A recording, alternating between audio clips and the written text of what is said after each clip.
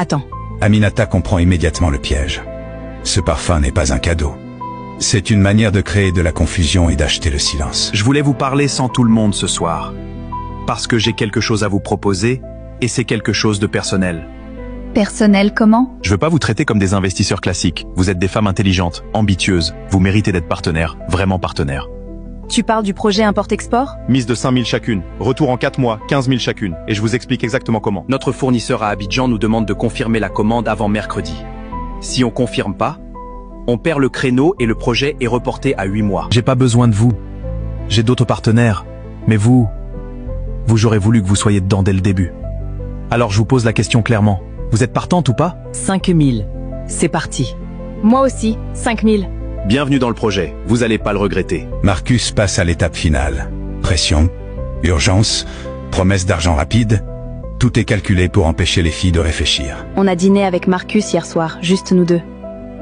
Et on a investi dans le projet. Combien? 5 000 chacune. Nadia, c'est un investissement. On récupère le triple en 4 mois. Rokhaya, il vous a demandé de payer avant mercredi. Urgence fournisseur à Abidjan. Comment tu sais? Voilà comment ça marche. Étape 1. Il vous impressionne avec des restos et des cadeaux. Étape 2. Il crée de la confiance avec un petit prêt qu'il rembourse le double. Étape 3. Il vous présente un projet avec des chiffres qui font rêver. Étape 4. L'urgence artificielle. Le fournisseur, le mercredi, la deadline. Pour pas vous laisser le temps de réfléchir. Et l'étape 5, c'est maintenant. Ils disparaissent. Avec votre argent. Rokhaya, Priscille, appelez Marcus maintenant. Dites-lui que vous voulez annuler le virement. Et s'il répond pas? C'est votre réponse.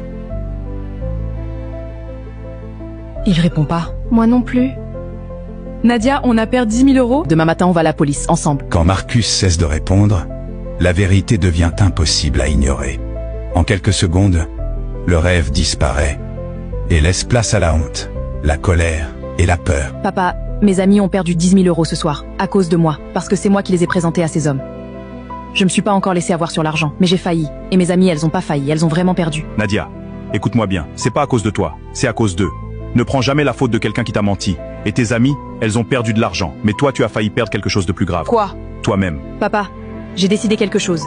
Je t'écoute. Je vais pas disparaître. Je vais pas bloquer son numéro et faire comme si rien s'est passé. Mes amis ont perdu 10 000 euros. Je vais faire quelque chose. Qu'est-ce que tu veux faire? Le piéger. Nadia, fais attention à toi. Mais fais-le. Je t'aime. Je t'aime, papa. Cette nuit-là, Nadia comprend qu'elle a frôlé quelque chose de dangereux. Mais au lieu de fuir, elle décide de se battre. Et pour la première fois depuis longtemps, Kevin n'est plus celui qui contrôle la situation.